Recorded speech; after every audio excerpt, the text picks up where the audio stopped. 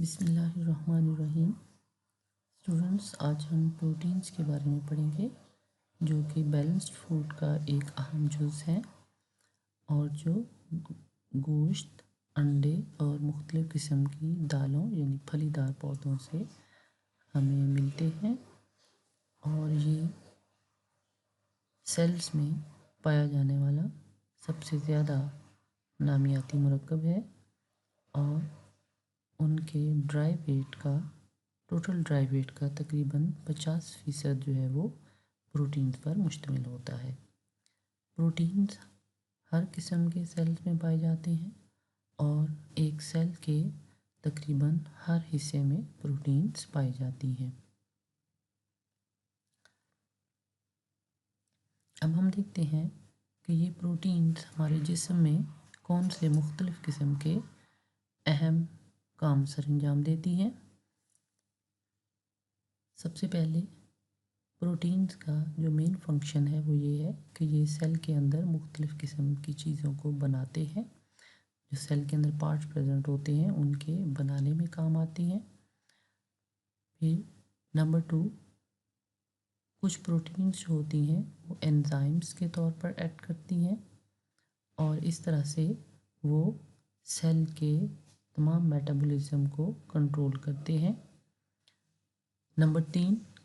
Proteins hormones के तौर पर भी अपना रोल प्ले करती हैं, यानी कुछ प्रोटीन जो है वो हार्मोन का काम करते हैं और हार्मोन जो है वो मेटाबॉलिक जो अवामिल होते हैं हमारे जिस्म के अंदर उनको रेगुलेट करते हैं। नंबर 3, कुछ प्रोटीन्स जो है वो कैरियर प्रोटीन्स के तौर पर एक्ट करती हैं, मतलब वो कुछ मॉलिक्यूल दूसरे मॉलिक्यूल को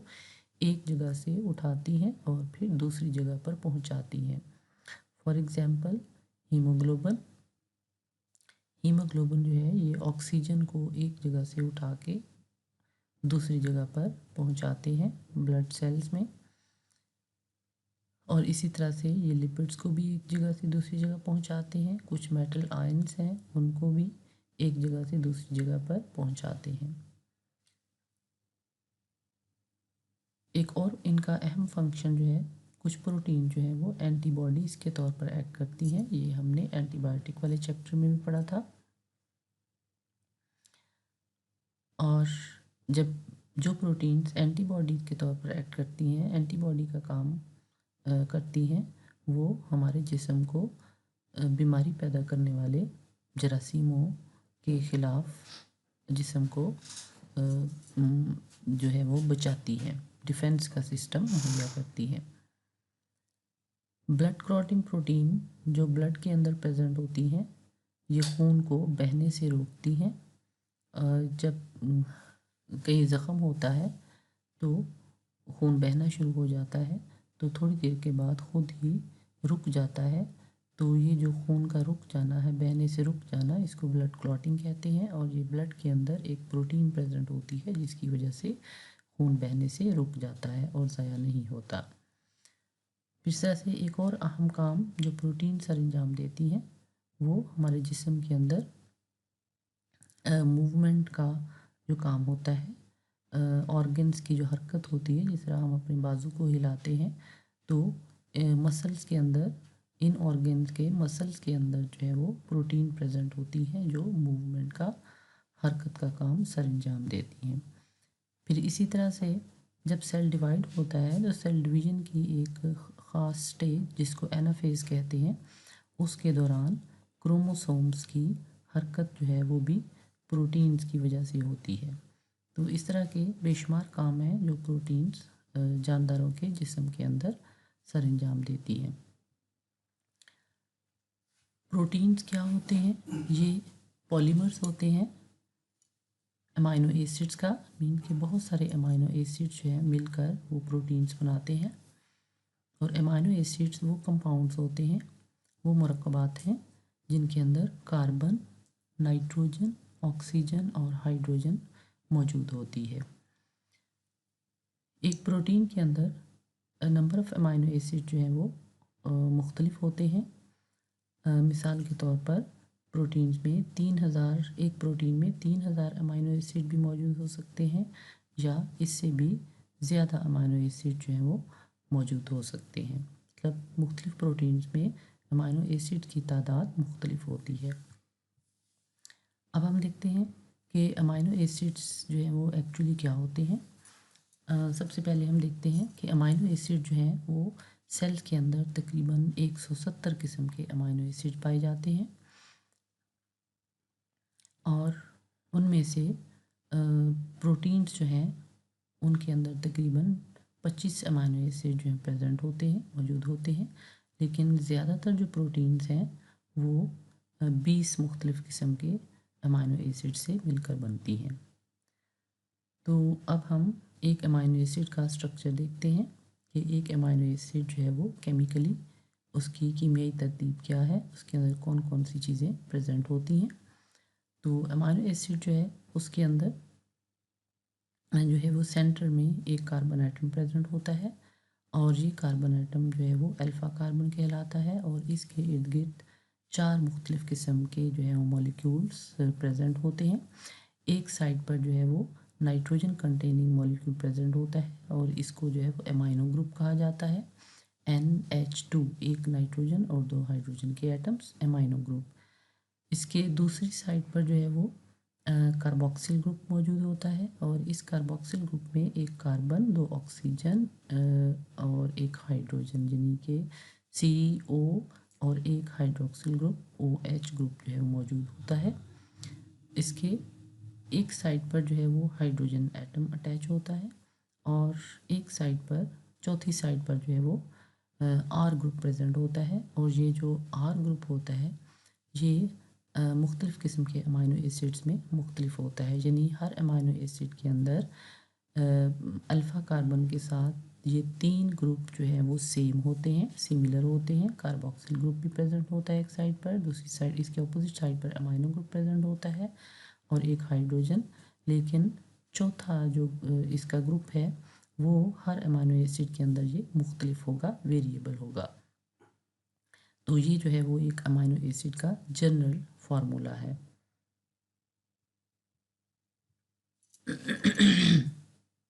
आगे मिसाल में डायग्राम भी हम देखेंगे कि जिस तरह ग्लाइसिन एक अमाइनो एसिड है और इसमें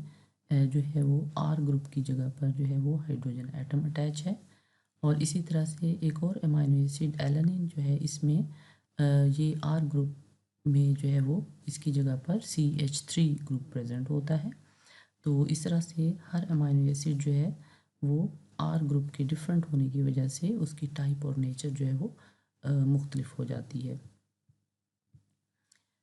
अमाइनो एसिड्स,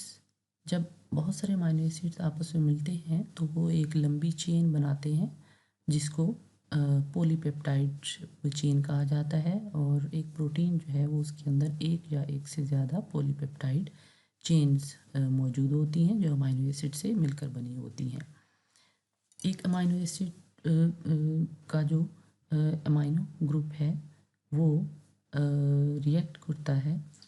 दूसरे अमाइनो एसिड के जो है कार्बोक्सिल ग्रुप के साथ और जब रिएक्शन होता है तो एक वाटर मॉलिक्यूल रिलीज़ होता है और 2 अमाइनो एसिड जो है एक दूसरे के साथ मिलकर एक ऐसा मॉलिक्यूल बनाते हैं जिसके अंदर 2 अमाइनो एसिड जो है मौजूद होते हैं। आगे इसकी हम मिसाल देखेंगे कि ये इसमें एलानिन और ग्लाइसिन मॉलिक्यूल जो है अमाइनो एसिड मिलकर जो है वो किस तरह से आपस में जुड़ते हैं। जब 2 अमाइनो एसिड आपस में जुड़ते हैं तो उनके बीच में जो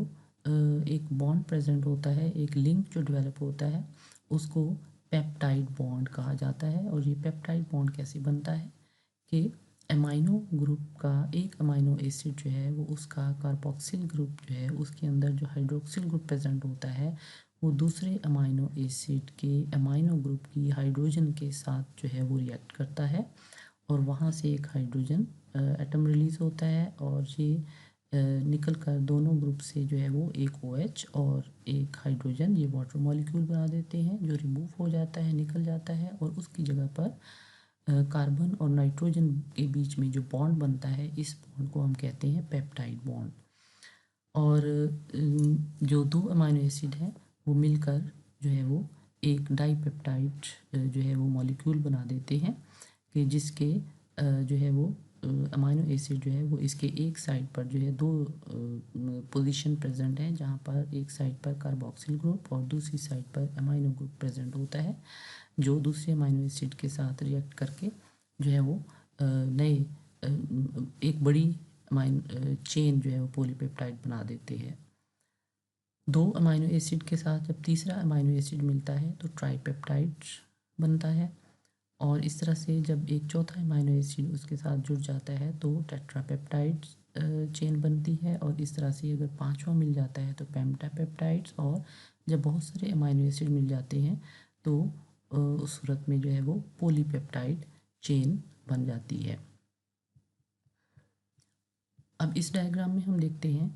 कि यहाँ पर हमें दो अमाइनो एसिड दिखाए गए हैं। ये ग्लाइसिन अमाइनो एसिड है जिसमें आर ग्रुप की जगह पर ये एक अमाइनो ग्रुप, ये carboxyl group CO and OH, और ये आर ग्रुप की जगह पर हाइड्रोजन प्रेजेंट है, और ये ग्लाइसिन अमाइनो एसिड है। ये दूसरा अमाइनो एसिड है एलानिन, और इसमें आर ग्रुप की जगह पर जो है वो CH3 ग्रुप प्रेजेंट है। अब ये अमाइनो एसिड का कार्बोक्सिल ग्रुप जो है ये एलानिन अमाइनो एसिड के अमाइनो ग्रुप की हाइड्रोजन के साथ जो है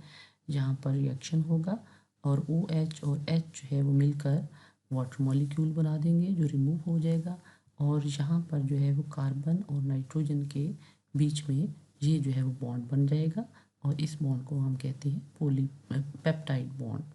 इसी तरह से जो है वो इस अमाइनो एसिड का जो है वो ये कार्बोक्सिल ग्रुप अगेन जो है वो रेडी है to react with another amino acid, और इस तरह से जो है ये डाईपेप्टाइड बन गया। जब एक तीसरा ऐड होगा तो ट्राईपेप्टाइड, जब एक चौथा ऐड हो जाएगा तो टेट्रा, पेंटा एंड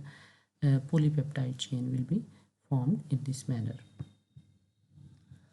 अब इस डायग्राम में हम देख सकते हैं कि एक लंबी जो है वो चेन पॉलीपेप्टाइड चेन जो है प्रेजेंट है, जिसमें एक अमाइनो एसिड दूसरे के साथ, दूसरा तीसरे के साथ, तीसरा चौथे के साथ, और इस तरह से मिलकर जो है वो बहुत सारे अमाइनो एसिड्स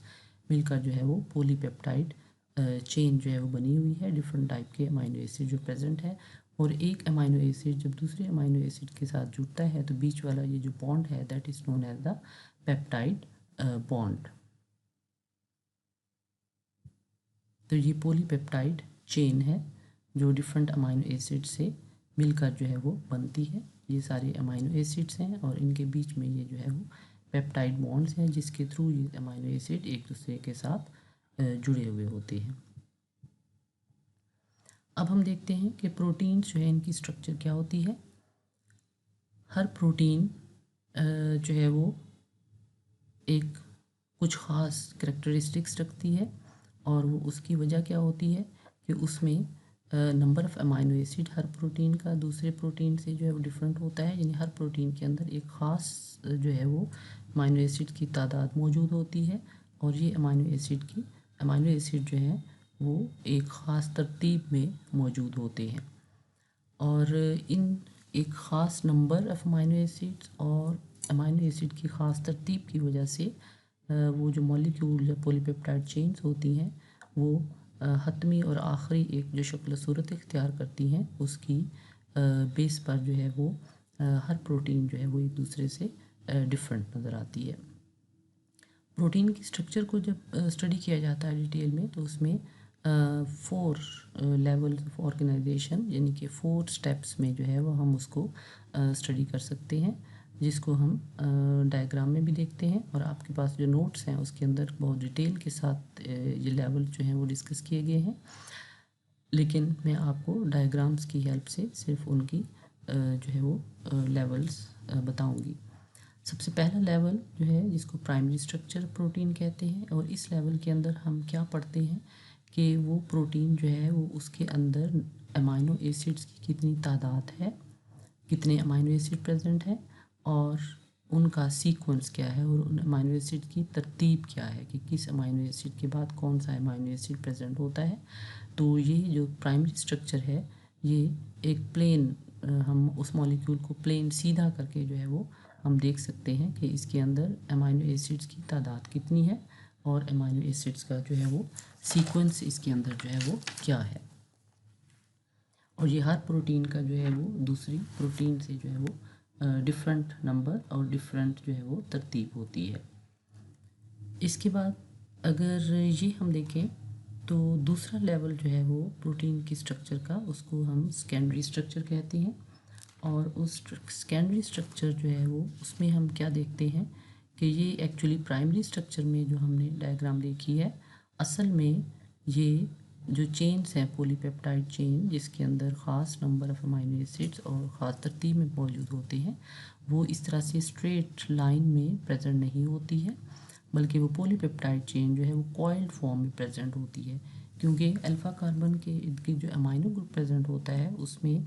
जो बॉन्ड बनता है उसमें position of atoms of hydrogen जो है वो एक ख़ास एंगल पर मौजूद होती है, और जिसकी वजह से जब एक अमाइनो एसिड दूसरे अमाइनो एसिड के साथ जुड़ता है तो पहले अमाइनो एसिड की पोजीशन से उसकी पोजीशन जो है वो थोड़ी सी डिफरेंट एंगल पर हो जाती है, जिसकी वजह से अल्टीमेटली ये जो पॉलीपेप्टाइड चेन है इसमें जो है वो बेंड्स जो है वो बन जाते हैं, यानी कि उसमें वो एक ख़ास पोजीशन पर लेवल पर आकर जो है वो एक बेंड जो है वो मोड़ आ जाता है, और जिसकी वजह से जो है ये कॉइल्ड स्ट्रक्चर में हमें नज़र आती है। यहाँ पे हम देख सकते हैं ये अमाइनो एसिड ये यहाँ से यहाँ तक गया, फिर यहाँ पर आगे मुड़ गया, फिर आगे फिर यहाँ पे बेंडिंग है, फिर आगे बेंड है, और इस तरह से ये कॉइल्ड फॉर्म में नज़र आती है हमें। तो ये इसकी सेकेंडरी स्ट्रक्चर कहलाती है कि एक्चुअली पॉलीपेप्टाइड चेन जो है उसमें अमाइनो एसिड जो है वो पॉलीपेप्टाइड चेन कॉइल्ड फॉर्म में हेलिकल जो है वो स्ट्रक्चर फॉर्म करती है, बल खाई हुई जो है वो होती है, इस तरह से उसमें बल जो है वो मौजूद होते हैं। फिर इसके बाद इसकी जो है वो तीसरी जो लेवल है इसका उसको हम टर्शरी स्ट्रक्चर कहते हैं, और उसमें जो है वो हमें क्या नज़र आता है कि ये जो कॉइल्स हैं स्ट्रक्चर इसकी पॉलीपेप्टाइड चेन्स की, ये जो है इसमें हमें वो नज़र आती हैं जो स्ट्रक्चर्स, इसमें जो है वो एक डबल कॉइल्स जो है प्रेजेंट होती हैं, कि जिस तरह से ये एक जो है वो पॉलीपेप्टाइड चेन है और इसकी लेंथ जो है वो हम अगर यहाँ तक कर लें तो ये वाली जो इतना हिस्सा है ये दोबारा से मुड़कर जो है वो इसके ऊपर इन बेंड्स के ऊपर दोबारा से जो है वो बेंड होना शुरू हो जाता है, दोबारा से कॉइलिंग जो है वो डेवलप हो जाती है। पहले ये कॉइल है, फिर उसके बाद जो है वो डबल कॉइलिंग इस तरह से बैक साइड से मुड़ के इसके ऊपर जो है फोल्ड होती है, इस तरह से दोबारा से बेंडिंग स्टार्ट हो जाती है। तो ये डबल कॉइल जो है वो स्ट्रक्चर जो होती है इसको कहते हैं टर्शरी स्ट्रक्चर। ये आपके पास जो नोट्स हैं उसमें ये डायग्राम क्लियर होगी, वहाँ आप देख सकते हैं। फिर इसके बाद इसकी जो है वो क्वार्टरनरी स्ट्रक्चर, फोर्थ लेवल जो है वो क्वार्टरनरी स्ट्रक्चर है। इसमें क्या होता है कि ये ज़्यादातर जो है वो बहुत ज़्यादा कम्प्लेक्स और जिसमें बहुत ज़्यादा अमाइनो एसिड्स की तादाद प्रेजेंट होती है उन प्रोटीन में इस तरह का स्ट्रक्चर जो है वो नज़र आता है, कि इसमें क्या होता है एक या ज़्यादा पॉलीपेप्टाइड चेन जो है वो एग्रीगेट फॉर्म में फोल्डेड एक दूसरे के ऊपर जो है वो फोल्ड हुई हुई होती है, मैनी बैंड्स इसमें प्रेजेंट होते हैं। फॉर एग्जांपल यहाँ पर ये डबल कॉइल स्टार्ट हुई है, फिर यहाँ से ये मुड़ गई, इधर से मुड़ गई, यहाँ से जो है इसने बैंड डेवलप हुआ, फिर यहाँ पर फिर जो है बेंडिंग आ गई, फिर यहाँ पर, और इस तरह से जो है वो डिफरेंट पॉइंट्स पर जो है इसमें बहुत सारे बल और बहुत सारे बेंड्स जो है फोल्ड्स प्रेजेंट होते हैं, और अल्टीमेटली या आखिरकार इसकी आखिरी जो सूरत हमें नज़र आती है हतमी सूरत, उसमें या तो ये सर्कुलर शेप में नज़र आती है या फिर जो है वो थोड़ी सी ओवल शेप में जो है वो नज़र आती है। तो ये जो सर्कुलर शेप में एंड में जो स्ट्रक्चर नज़र आता है इन प्रोटीन को जो है वो ग्लोबुलर स्ट्रक्चर भी जो है वो कहा जाता है। तो ये प्रोटीन की स्ट्रक्चर में 4 लेवल जो है वो होते हैं, 4 स्टेप्स में उसको हम स्टडी कर सकते हैं। ये एक और डायग्राम है जिसमें आप और ज़्यादा अच्छे तरीके से जो है वो आपको समझ आएगी इसकी स्ट्रक्चर, प्रोटीन की स्ट्रक्चर।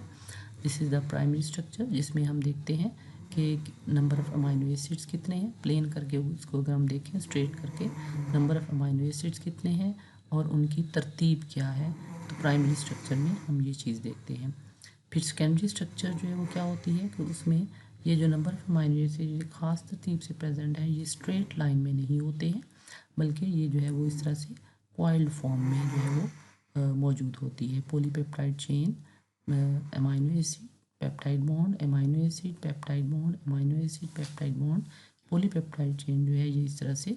जिगजैग फॉर्म में, कॉइल्ड फॉर्म में जो है वो प्रेजेंट होती है और हेलिकल स्ट्रक्चर या कोई भी और ख़ास स्ट्रक्चर जो है वो बनाती है।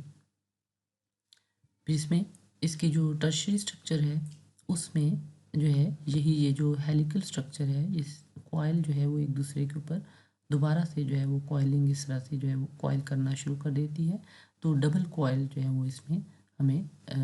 की फॉर्म में जो है ये नज़र आती है। फिर इसी तरह से जो है वो इसकी जो फोर्थ लेवल है, इसमें क्या होता है कि दो या दो से ज़्यादा पॉलीपेप्टाइड चेन जो है, ये देखिए एक पॉलीपेप्टाइड चेन है, ये दूसरी पॉलीपेप्टाइड चेन है, ये तीसरी और ये चौथी तरह से, यानी कि दो या दो से ज़्यादा पॉलीपेप्टाइड चेन जो है वो एक दूसरे के ऊपर जो है वो मैनी टाइम्स, बहुत दफ़ा जो है फोल्ड हुई हुई होती हैं और इसको जो है वो क्वाटरनरी स्ट्रक्चर कहा जाता है।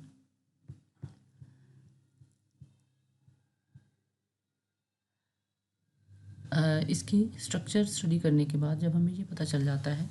कि जो है वो प्रोटीन के अंदर नंबर ऑफ़ अमाइनो एसिड कितने हैं और उनका तरतीब जो है वो क्या है, तो उसके बाद और ये भी हमें पता चल गया कि 20 different types of amino acid मिलकर जो है वो उनकी डिफरेंट अरेंजमेंट जो है वो ही जो है वो ज़्यादातर प्रोटीन्स में ये प्रेजेंट होते हैं और ह्यूमन बॉडी के अंदर तकरीबन 10,000 या इससे भी कुछ ज़्यादा प्रोटीन जो है वो प्रेजेंट होती हैं, जो 20 मुख्तलिफ़ किस्म के अमाइनो एसिड से मिलकर बनी होती हैं। इन अमाइनो एसिड्स की जो तरतीब है इसके हमें कैसे पता चलता है, ये एक्चुअली जब डीएनए जिस डीएनए से ये बनती है पॉलीपेप्टाइड चेन, उस डीएनए के अंदर जो न्यूक्लियोटाइड्स होते हैं, न्यूक्लियोटाइड्स क्या होते हैं कि डीएनए जिन यूनिट से मिलकर बना हुआ होता है वो यूनिट को जो है न्यूक्लियोटाइड्स कहते हैं। तो न्यूक्लियोटाइड्स की जो तरतीब होती है वो अमाइनो एसिड्स की तरतीब हमें बताती है कि ये हर 3 न्यूक्लियोटाइड जो हैं वो एक अमाइनो एसिड को स्पेसिफाई करते हैं, वो एक अमाइनो एसिड के लिए जो है फिक्स होते हैं। अगले 3 न्यूक्लियोटाइड किसी और अमाइनो एसिड के लिए फ़िक्स होते हैं, उससे अगले 3 न्यूक्लियोटाइड जो हैं किसी और अमाइनो एसिड के लिए फ़िक्स होते हैं। तो नंबर ऑफ़ न्यूक्लियोटाइड्स और उनका जो सीक्वेंस होता है उसी के अकॉर्डिंग अमाइनो एसिड का सीक्वेंस जो है पॉलीपेप्टाइड के अंदर बनता है। प्रोटीन मॉलिक्यूल के अंदर जो है वो अमाइनो एसिड्स की जो तरतीब होती है वो उसके जो प्रॉपर फंक्शन उसने परफॉर्म करना होता है, उसने जो ख़ास काम करना होता है उसके मुताबिक जो है वो तरतीब दी हुई होती है। तो अगर उस प्रोटीन के मॉलिक्यूल में जो एक ख़ास तरतीब मौजूद है उसमें अगर एक भी अमाइनो एसिड जो है वो अपनी जगह से जो है वो हिल जाता है या तब्दील हो जाता है, तो वो प्रोटीन अपना ख़ास काम जो है, जो नॉर्मल फंक्शन उसने सर अंजाम देना होता है, वो परफॉर्म नहीं कर सकती है या प्रॉपरली जो है परफॉर्म नहीं करती है। और इसकी बेहतरीन मिसाल जो है वो हमारे सामने सिकल सेल हीमोग्लोबिन की है। हीमोग्लोबिन जो है वो ह्यूमन बीइंग के अंदर जो है वो ब्लड के अंदर ऑक्सीजन जो है वो कैरी करती है, प्रोटीन जो ब्लड सेल के अंदर प्रेजेंट होती है। तो ये इसके अंदर जो है वो total number of amino acid जो है वो 574 होते हैं और ये 4 मुख्तलिफ चेन्स की में प्रेजेंट होते हैं। 2 अल्फ़ा चेन्स होती हैं और 2 बीटा चेन। तो टोटल 4 पॉलीपेप्टाइड चेन जो है उनके अंदर total number of amino acid जो है वो 574 होते हैं। अब इन 574 अमाइनो एसिड्स में जो है वो एक अमाइनो एसिड बीटा चेन के अंदर जो है वो एक अमाइनो एसिड की पोजीशन जब तब्दील हो जाती है, उसकी जगह पर कोई और अमाइनो एसिड जो है प्रेजेंट होता है, तो जो है वो क्या होता है इसमें कि ये प्रोटीन जो है हीमोग्लोबिन प्रोटीन जो है वो सिकल सेल हीमोग्लोबिन बन जाती है और ये हीमोग्लोबिन जो है ये अपना फंक्शन सही तरह से परफॉर्म नहीं कर सकती है, यानी ऑक्सीजन जो है वो कैरी नहीं करती है। प्रॉपर जो ऑक्सीजन जितनी मिकदार चाहिए होती है ऑक्सीजन की वो नहीं कैरी कर सकती है, या फिर जो है वो ऑक्सीजन बिल्कुल भी जो है वो उसको कैरी नहीं कर सकती है। तो जिसकी वजह से अल्टीमेटली क्या होता है कि जब एक इंसान को, किसी जानदार को प्रॉपर ऑक्सीजन नहीं मिलती है तो उसका सांस लेने का अमल जो है वो रुक जाता है, और उसकी वजह से उसकी डेथ भी हो जाती है, वो इंसान मर भी सकता है। अब इस जो है वो डायग्राम में हम अगर देखें तो इसमें हमें जो है ये पहले हम देखते हैं नॉर्मल हीमोग्लोबिन को। ये नॉर्मल जो है वो हीमोग्लोबिन का मॉलिक्यूल है जिसके अंदर 4 जो है वो चेन्स हैं और ये ग्लोबुलर शेप में प्रेजेंट है। और ये रेड ब्लड सेल जो है वो उनके अंदर नॉर्मली जो है रेड ब्लड सेल की शेप जो है इस तरह सर्कुलर शेप की होती है, और इसमें हीमोग्लोबिन जो है वो भी इसी शेप में प्रेजेंट होती है। और ये जो है वो फ्लेक्सिबल सेल्स होते हैं, कम्पैक्ट होते हैं, फ्लेक्सिबल होते हैं, और ये इजीली खून की बड़ी नालियों से छोटी नालियों में आसानी से जो है वो स्क्वीज़ होकर, सिकुड़ कर, श्रिंक होकर जो है वो आसानी से बड़ी नालियों से जो है वो छोटी नालियों में गुजर जाते हैं और ऑक्सीजन को ले जाते हैं। लेकिन सिकल सेल हीमोग्लोबिन जो है उसमें अगर हम देखें तो ये डायग्राम जो है उसमें हमें नज़र आ रही है कि इसमें जो है सिकल सेल हीमोग्लोबिन जो है उसमें एक अमाइनो एसिड की पोजीशन तब्दील होने की वजह से उसकी जगह पर कोई और अमाइनो एसिड प्रेजेंट होता है, उसकी शेप इस शेप से चेंज होकर जो है वो लॉन्ग और इनफ्लेक्सिबल चेन जो है वो बन जाती है। और रेड ब्लड सेल जो है वो फिर उसकी वजह से उनकी शेप भी जो है वो चेंज हो जाती है, और ये रेड ब्लड सेल जो है वो नॉर्मल सर्कुलर शेप में होने के बजाय ये इस तरह लंबूतरे सी शक्ल के लॉन्ग शेप के जो है वो सेल्स बन जाते हैं, जिनको सिकल्ड रेड ब्लड सेल जो है वो कहा जाता है। यानी कि ये बीमार जो है वो सेल्स होते हैं जो प्रॉपर शेप में नहीं होते हैं, और ये वाले सेल जो हैं जब खून की बड़ी नालियों से छोटी नालियों में दाखिल होते हैं तो वहाँ पर जो है वो चूँकि जगह कम होती है, स्पेस कम होती है, और ये जो है वो लंबाई की शेप में, एंगुलर शेप में होते हैं, बेंड हो जाते हैं, और इस तरह से यहाँ पर ये जो है वो इकट्ठे हो जाते हैं, जिसकी वजह से जो है वो ये नॉर्मल ब्लड सेल भी जो है वहाँ से ना ये खुद गुजरते हैं और नॉर्मल ब्लड सेल भी वहाँ से नहीं गुजर सकते हैं, और जिसकी वजह से जो है वो खून की नालियाँ, छोटी नालियाँ जो है कैपिलरीज जो हैं वो बंद हो जाती हैं, स्टक हो जाती हैं, बंद हो जाती हैं इनके इकट्ठा होने की वजह से, और ऑक्सीजन जो है वो नहीं पहुंचती है, और अल्टीमेटली उस शख्स की जो है वो डेथ हो सकती है। अब हमने ये देखना है कि प्रोटीन जो है वो कितनी टाइप्स की होती हैं। अगरचे प्रोटीन जो है बहुत मुख्तलिफ किस्म की होती हैं, कम्प्लेक्स शेप की होती हैं, उनके फंक्शन भी बहुत ज़्यादा होते हैं, इनको क्लासिफिकेशन करना बहुत मुश्किल होता है, लेकिन फिर भी इनकी स्ट्रक्चर की बेस पर आमतौर पर इनको दो ग्रुप्स में जो डिवाइड किया जाता है। पहला ग्रुप जो है उसको फाइब्रस प्रोटीन कहा जाता है, जो फाइबर्स की तरह की होती हैं, धागों की तरह की लंबाई की शक्ल में, लंबे धागों की तरह की जो है फाइबर्स जिनको कहते हैं उनकी शेप की होती है। और ये मॉलिक्यूल जो है प्रोटीन के, ये प्रोटीन जो है एक या ज़्यादा पॉलीपेप्टाइड चेन से बनी होती हैं, जो धागों की शक्ल के होते हैं, लंबाई में प्रेजेंट होते हैं, लंबे धागों की शक्ल में। इनके अंदर सेकेंडरी स्ट्रक्चर ज़्यादा इंपॉर्टेंट होती है, यानी कि कॉइल्ड स्ट्रक्चर जो है वो ज़्यादा इंपॉर्टेंट होती है, उसमें नज़र आते हैं ये। और ये एक्वस मीडियम यानी कि जहाँ पर पानी प्रेजेंट होता है उसमें ये इनसॉल्युबल होते हैं, उसके अंदर ये हल नहीं होती हैं, और इनको क्रिस्टलाइज भी नहीं किया जा सकता है, इनको दानेदार शक्ल में नहीं देखा जा सकता है, but they are elastic in nature. लेकिन ये जो है वो इनके अंदर जो है वो लचक मौजूद होती है, ये फ्लेक्सिबल होती है, और ये इनका ज़्यादातर जो काम होता है, फंक्शन होता है, ये सेल्स के अंदर, ऑर्गेनिजम्स के अंदर जो है वो डिफरेंट पार्ट्स को बनाते हैं। फॉर एग्जांपल जो है सिल्क फाइबर्स जिन प्रोटीन से बने होते हैं, ये प्रोटीन जो है ये हमें सिल्क वॉर्म, एक कीड़ा होता है, उससे मिलती है, या फिर जो है वो स्पाइडर्स वेब, मकड़ी का जाला जो होता है, उस जाले के अंदर भी जो है ये प्रोटीन प्रेजेंट होती है, जिसको सिल्क फाइबर्स कहा जाता है, और इसको फिर कपड़ा बनाने के लिए जो है वो यूज़ किया जाता है। फिर इसके बाद जो है मसल सेल्स के अंदर जो है वो एक प्रोटीन प्रेजेंट होती है जो मायोसिन कहलाती है, और ये मूवमेंट में हेल्प करती है, और ये मसल सेल्स को बनाती है। फिर इस तरह से जो है ब्लड के अंदर हमने पहले भी पढ़ा कि ब्लड को बहने से रोकती है जो प्रोटीन, वो प्रोटीन फाइब्रिन होती है, और ये भी ब्लड के अंदर मौजूद होती है। इसी तरह से हमारे जो नाखून होते हैं, नेल्स, और जो हमारे बाल होते हैं, ये भी प्रोटीन से बने होते हैं और इनके अंदर केराटिन प्रोटीन मौजूद होती है। दूसरा ग्रुप जो प्रोटीन्स का है वो ग्लोबुलर प्रोटीन्स हैं। यूजुअली सर्कुलर शेप की होती हैं,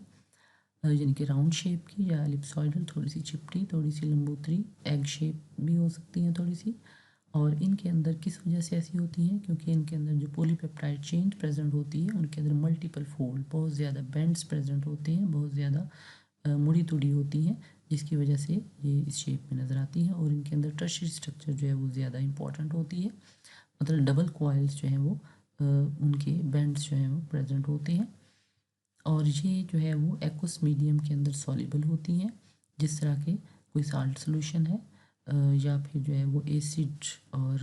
बेस का जो है वो सोल्यूशन है, यानी एल्कली या तेज़ाब से बना हुआ कोई सोल्यूशन है, उसमें भी जो है ये सॉल्युबल होती हैं। फिर इस तरह से अल्कोहलिक सोल्यूशन जो है उसके अंदर भी ये सॉल्युबल होती हैं। दे कैन बी क्रिस्टलाइज्ड, इनको जो है वो क्रिस्टलाइज किया जा सकता है, दानेदार मुख्तलिफ़ किस्म के दाने की शक्ल में जो है वो इनको छोटे चेंज किया जा सकता है, छोटे पीसीस में चेंज किया जा सकता है। फिर इस तरह से जो है ये प्रोटीन जो होती हैं बहुत ज़्यादा सेंसिटिव होती हैं और अपने सराउंडिंग में जो एनवायरनमेंट होता है उसमें कोई भी चेंज आती है, उसमें चेंज आने की वजह से जो है ये चेंज हो जाती है, इनमें तब्दीली आती है और ये जो है डिसऑर्गेनाइज हो सकती हैं, मतलब टूट फूट जाती हैं, ब्रेक डाउन हो जाती हैं। जिस तरह से जो है वो टेम्परेचर अगर बहुत ज़्यादा इंक्रीज़ हो जाता है या बहुत ज़्यादा कम हो जाता है तो उस सूरत में ये प्रोटीन जो है ये अपना ख़ास फंक्शन इंजाम नहीं दे सकती हैं और ये डिसऑर्गेनाइज मतलब टूट फूट जाती हैं, डैमेज हो जाती हैं। या फिर जो है वो पीएच भी अगर चेंज हो जाती है, यानी कि जो है वो हाइड्रोक्सिल आयन या हाइड्रोजन आयन जो है वो कम या ज़्यादा हो जाते हैं, तो उस की वजह से भी इनकी शेप में चेंज आती है और ये डिसऑर्गेनाइज हो सकती हैं, डैमेज हो सकती हैं।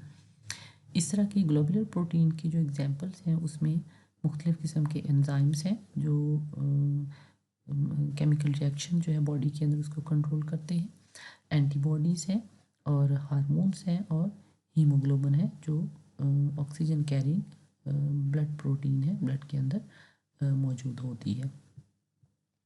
अब हम इनकी डायग्राम्स देखते हैं कि फाइब्रस प्रोटीन्स कौन सी होती हैं और जो है वो ग्लोबुलर प्रोटीन्स किस शेप में होती हैं। ये जो है वो फाइब्रस प्रोटीन है, फाइबर्स लाइक धागों की शक्ल की होती हैं लंबाई में, और इसमें ये जो है वो सेकेंडरी स्ट्रक्चर्स कॉइल्ड स्ट्रक्चर जो है वो इम्पॉर्टेंट होती है, पॉलीपेप्टाइड चेन जो है वो कॉइल्ड फॉर्म में प्रेजेंट होती हैं और इसमें बहुत ज़्यादा बेंडिंग जो है वो इसके अंदर नहीं होती हैं जिस तरह इसमें, और ये स्ट्रेट धागों की तरह के लंबे फाइबर लाइक स्ट्रक्चर में मौजूद होती हैं। और एक या दो या पॉलीपेप्टाइड चेन जो है वो इस तरह से लंबाई की शक्ल में, धागों की शक्ल में ही एक दूसरे के साथ जो है वो मिली जुली होती है। इनको फाइब्रस प्रोटीन कहा जाता है, जबकि ये जो है इनको ग्लोबुलर प्रोटीन कहा जाता है। टर्शियरी स्ट्रक्चर इंपॉर्टेंट होती है कि डबल कॉइल जो है उसके अंदर बहुत ज़्यादा बैंड्स प्रेजेंट होते हैं, बहुत ज़्यादा जो है वो मुड़ी हुई होती है मुख्तलिफ़ जगहों पर, डिफरेंट प्लेसेस पर, और इस तरह से एंड में जो शक्ल बनती है वो इस तरह की सर्कुलर या शेप जो है वो स्फेरिकल शेप जो है वो बनती है या एलिप्सॉइडल शेप बनती है। तो इनको जो है वो ग्लोबुलर प्रोटीन्स कहा जाता है।